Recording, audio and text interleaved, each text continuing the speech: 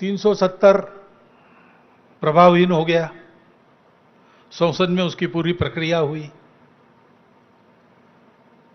बाद में विजयादशमी के बाद 9 नवंबर को सुप्रीम कोर्ट का असंदिग्ध निर्णय राम जन्मभूमि के बारे में आया और एक इतिहास बना। एक मत से निर्णय था, सारे देश ने स्वीकार किया और बहुत सुंदर वातावरण में समझदारी के साथ, संयम के साथ समाज ने उसको स्वीकार किया।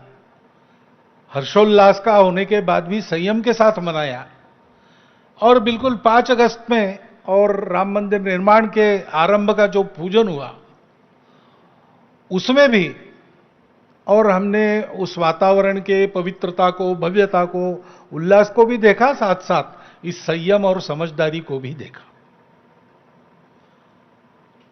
बाद में फिर नागरिकता अधिनियम संशोधन कानून, वो संसद की पूरी प्रक्रिया के बाद पास हुआ।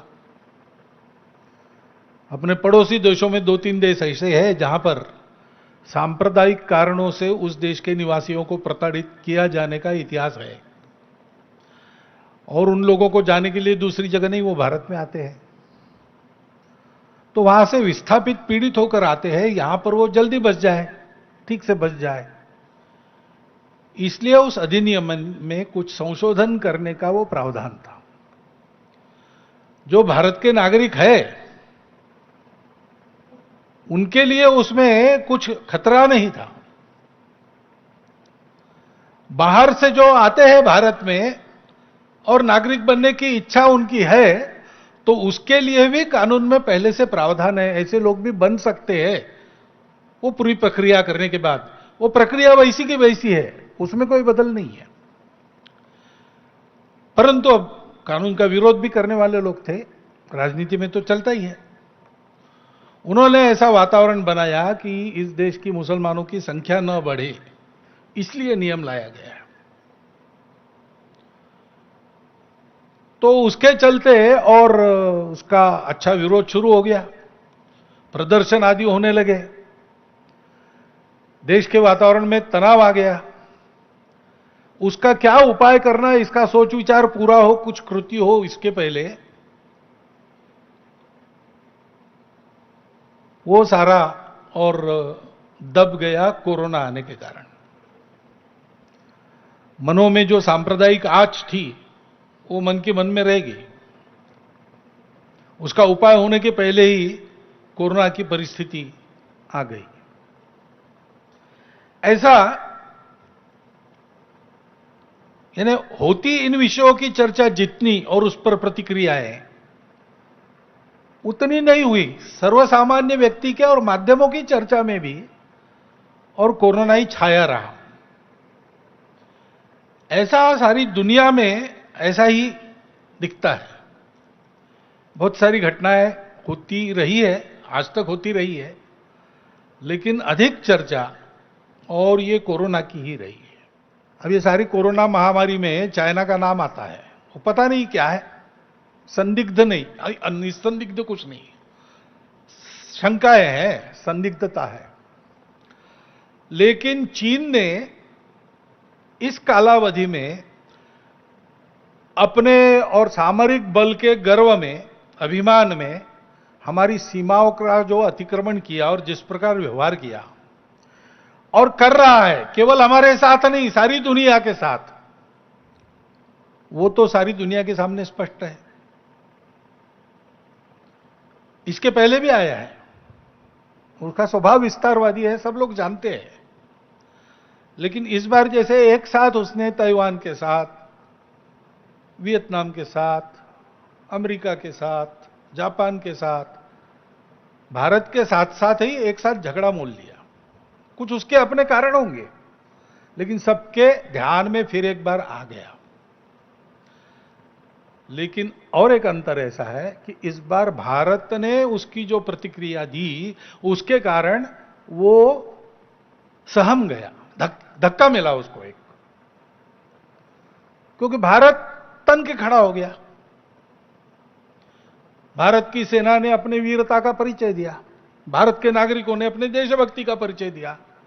सामरिक और आर्थिक दोनों दृष्टि से वो ठिठक जाए इतना धक्का तो उसको मिला है, और उसके चलते दुनिया के बाकी देशों ने भी चीन को अब डांटना शुरू किया है, खड़ा होना उसके सामने शुरू किया है।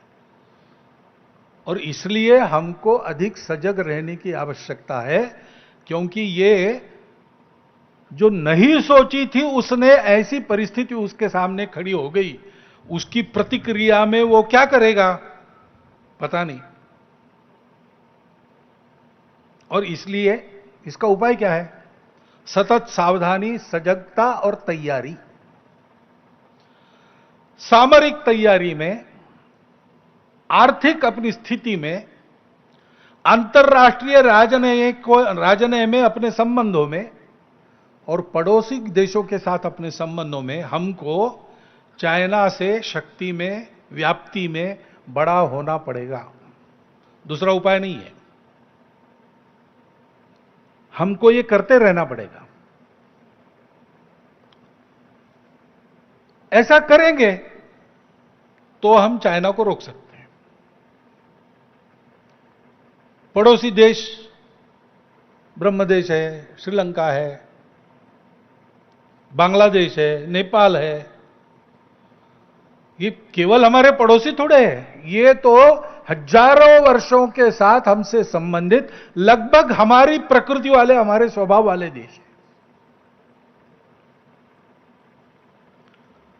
तो इनके साथ जल्दी हमको जोड़ लेना चाहिए। मतांतर तो होते ही है, मतभेद होते हैं, विवाद के विषय भी होते हैं। सीमाएं जब लगती है तो विवाद होते ही है, घर एक दूसरे को लगता है तो कुछ तो विवाद छोटा बहुत रहता ही है। इन सारी समस्याओं से मनमुटाव न होने देते हुए हमको इनको दूर करने का प्रयास अधिक गति से करना पड़ेगा, क्योंकि हम तो सबसे मित्रता करने वाले हैं, हमारा स्वभाव किसी से लड़ने का नहीं है। लेकिन हम मित्रता करने वाले हैं, इसका मतलब हम दुर्बल नहीं है। हमारी मित्रता की वृत्ति को दुर्बलता समझकर, और जो लोग ऐसा सोचते हैं कि हम चाहे जैसे झुका सकते हैं इनको, हम चाहे जैसे इनको मोड़ सकते हैं, उनकी गलतफहमी कम से कम अब तो दूर हो गई होगी। हमारी सेना की देशभक्ति, वीरता, हमारे शासनकर्ताओं की आज की स्वाभिमानी नीति और भारत के लोगों का ऐसे प्रसंगों में एकजुट खड़ा होकर नीति धैर्य के साथ आने वाली परिस्थिति का मुकाबला करना, चीन को यह पहली बार अनुभव मिला होगा, उससे उसने समझ जाना चाहिए। ऐसा मानस जो मन में रखते हैं उनको सबको समझना चाहिए कि इतने कच्चे हम नहीं है। ऐसी कोई भी परिस्थिति आएगी तो हम लोगों की सजगता, तैयारी और दृढ़ता किसी प्रकार कम नहीं पड़ेगी। सारे राष्ट्र में आज यह आत्मविश्वास की हवा चल रही है। हमको उस सजगता को, उस सावधानी को, उस एकता को बनाए रखना पड़ेगा और अपनी तैयारी को बढ़ाते रहना पड़ेगा।